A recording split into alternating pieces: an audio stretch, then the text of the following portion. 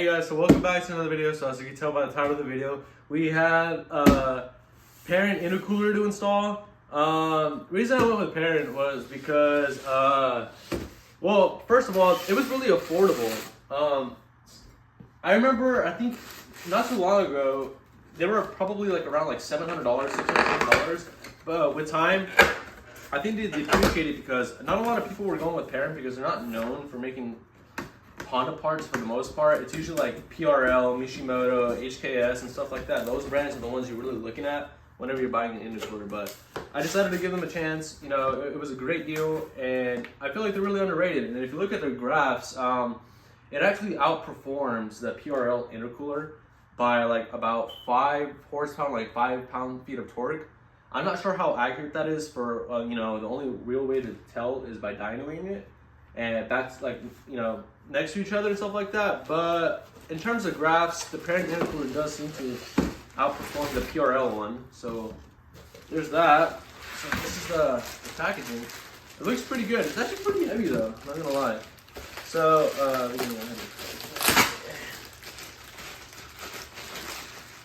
okay. Now with this.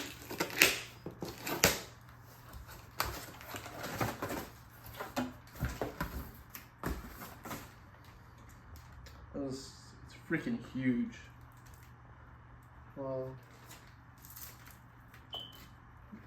So we can get a close up on this. What's it called? So you have the big old lettering right there. It says Perrin and stuff like this. It has like the same OEM outlets as the OEM one, so it's just plug and play. You don't need a tune for this. They make it so you can run it without a tune, so it's very similar, but you get a lot more cooler air coming into your car, which means more power and stuff like that, and it's actually a lot safer because your IUTs aren't going to like close to 200 degrees Fahrenheit, so it'll actually lower it by like, let's say if you were like 170 degrees Fahrenheit, you're probably going to be low to like 107, 120 max, I would say, but around there, 110, 100 degrees, you're probably going to be somewhere around there, and it's going to be consistent. So this pretty cool thing. It's a pretty cool install, and I suggest you guys do it as well because the Honda Civic Type R overheats a lot. It gets really hot and heat soaked. So this is a really good mod for anybody trying to get rid of that. So yeah. So today we're going to be installing the intercooler. We're going to start off by taking all these clips off and these bolts too, for the ones that hold up the headlight. Actually, I don't think I need to take those off actually. Yeah, but we'll see. So I'm gonna go ahead and start taking everything apart to be able to take off the front bumper to be able to install the intercooler. I know there's gonna be a little bit of trimming needed to be able to fit the intercooler properly, but that's no problem. I don't mind doing that. You know, it's just so it can sit properly. But yeah, let's go ahead and start.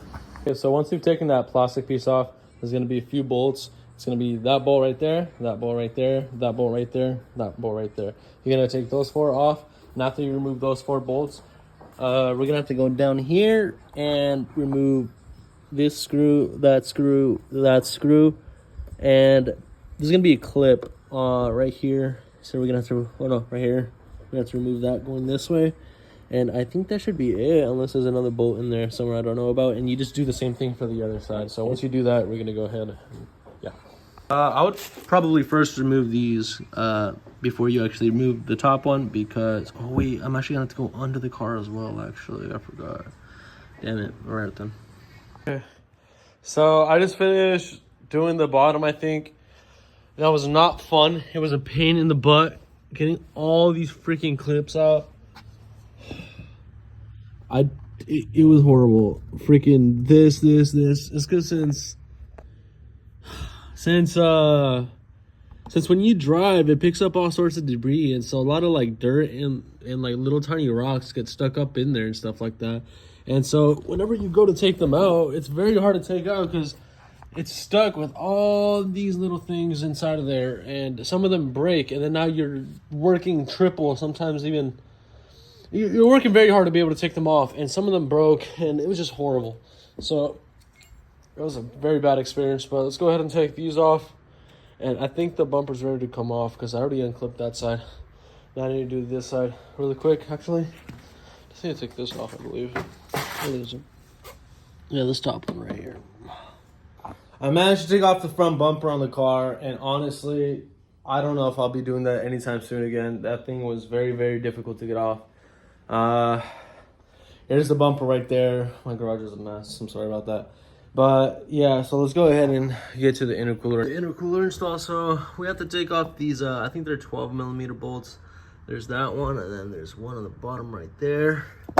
And then we're gonna go over here, this right, so right there and right there. I'll take those two off, this, and it should just come right off. Maybe these brackets as well. This bracket right here. Probably, okay, we're gonna take this bolt off, take that bracket off, and then this thing should just pop right out. And then same thing with the other side. Bolt, and then the bracket. And just like that, we took off the intercooler, same thing. Just lift it up and pop it off that, and the other one right there, and then you're good to go. So let's go ahead and put on this pair. Oh, I remember on their website, they did say that we're gonna have to do a little bit of trimming. I think we have to trim this, like all these little ribbons right there. So I'm gonna go ahead and do that really quick, and then I'll get back to you guys. So this is basically what I'm doing. I'm just grabbing like a knife. They're actually not pretty hard to cut. I thought it was gonna be very, very bad to do, but it's really not that bad. You just need a sharp knife. This one's all right. It has like little rivets on the side, so I think that kind of helps. But I mean, if you had just a naturally sharp knife, I'm pretty sure that would help even more. But all you gotta really do is just put some pressure and it just cuts, really. But I mean, that's what I'm doing right now. Hurts me to do this in my car, but you know, you gotta do what you gotta do. Okay, so I'm pretty much done. I mean, it pretty much is. I just didn't really do these last ones because I don't know if that would really affect it. So I'm gonna go ahead and try it on, see how it fits, and then we'll go from there. Before you guys do so, don't forget to put on these gaskets. They came on the old one, so just go ahead and line them back up and just set them in. Again, start on here first. Go ahead and tap it down first, and just move your way around.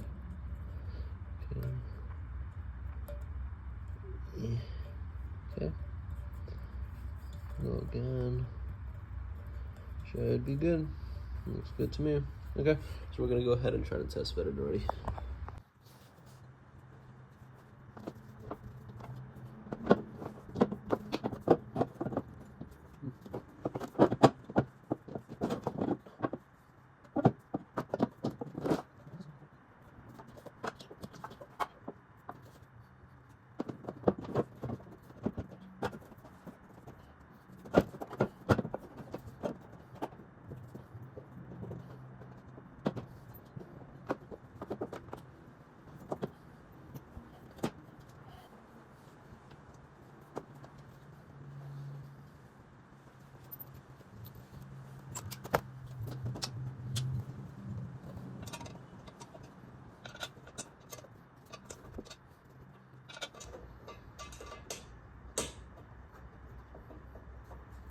Yeah, you always want to be able to put these in. You always want to put these in by hand before you actually go with an impact gun. You don't want to strip the actual threads, because then you would be in trouble.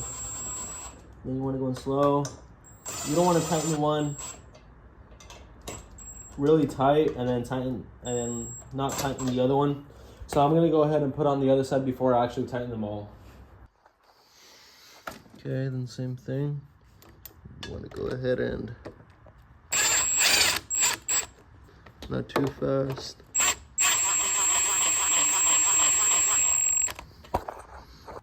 Not too fast. Okay. Now you can go ahead and start tightening it.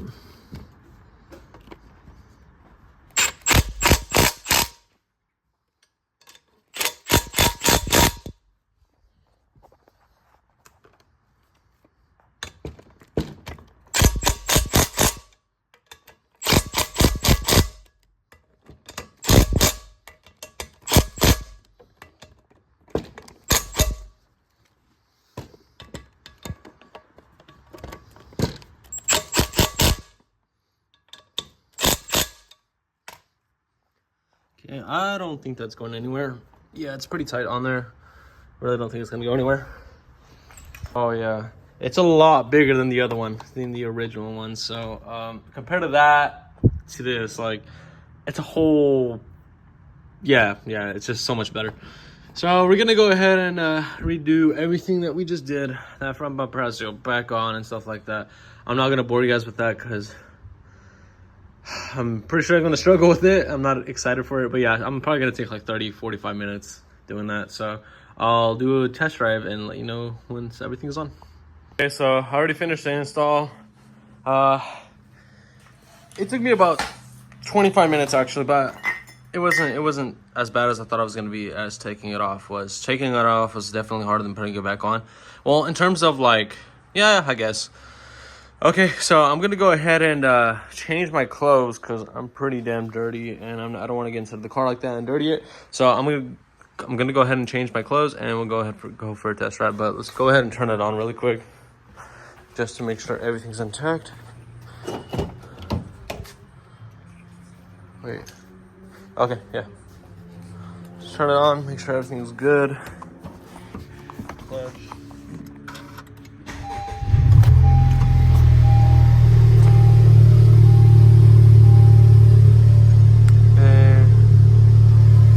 Seems good so far. Idle's just fine. Okay. I'm gonna go ahead and change my clothes and then we'll get back to it. Okay, so I just showered. We're gonna go ahead and go to the bank, but I'm gonna be doing a little review and telling you guys how it feels. Let me go ahead and back up the car. I'm excited, you guys. Very excited.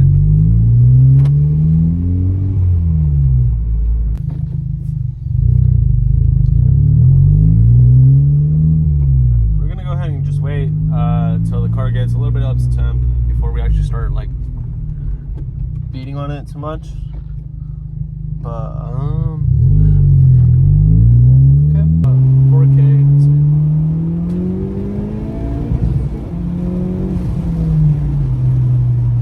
Okay, it feels smoother. I would say that. I hit 21 pounds of boost peak I saw, and I would average about 19, I think. Okay. And second gear.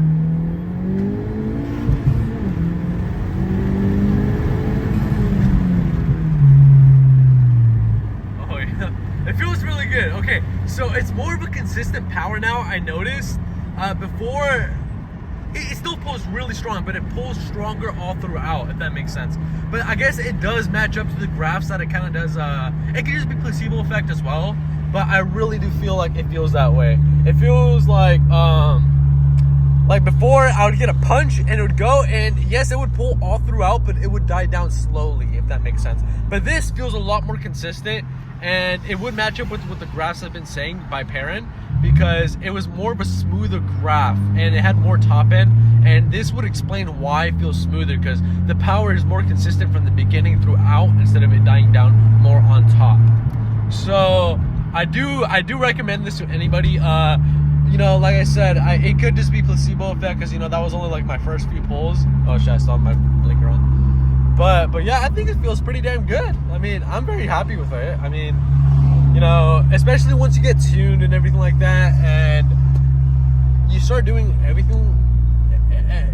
Once you get tuned, you know, you get your downpipe and stuff like that, this car is really going to wake up so much more. If you guys really want an intercooler and you guys are within a budget or something like that, I feel like this intercooler could be well worth your money. Yes, they make parts for mainly Subarus, but they make good parts. So, you know, so basically to close out this video, I do suggest you guys get the intercooler. Not only that, it looks pretty damn good. Like, comparing it how it was stock, like, I feel like it makes a really big difference, especially for the people that, you know, put like, you know, the brand of the intercooler on there and stuff like that. It stands out a lot more. But personally, me, I'm more of a like nice, clean and simple type of dude, so I just left it as is, stuff like that. But yeah, I think it stands out quite a bit, and it's a lot bigger of an intercooler, so you know, it's definitely a mod to do. But yeah, she's coming together little by little, you know.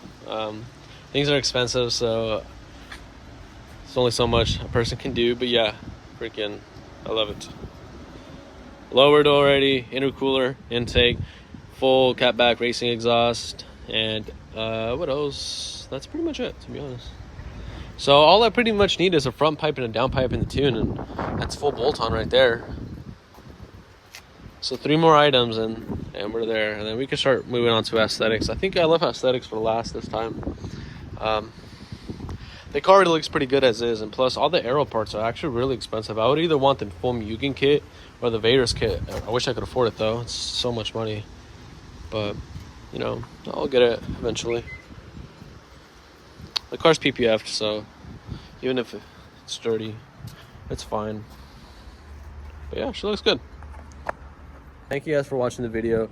Go ahead and subscribe and like if you haven't already, and stay posted because we're gonna be doing more We're gonna be doing a comparison test with the Type R with a very special car coming soon. So that's gonna be the next video. So stay tuned from that. You know, I wish we would have gotten to stock and then, you know, raced it with like the intake and the intercooler, which to be honest, you know, I'm not really benefiting too much off of it. Reason being is because I'm not tuned. So the ECUs are limiting the power because these ECUs are actually really impressive. So they're very finicky. So if it feels like it's making more power, it'll actually cut down boost or whatever else it is to hit that the certain target of power and torque.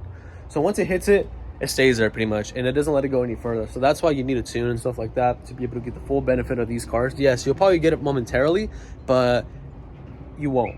But instead, you'll be getting the full power of the Type R, because with heat soak and stuff like that, you're actually taking away horsepower from what it actually is after a couple pulls. So yeah, go ahead and like and subscribe if you haven't already, and I'll see you guys in the next video.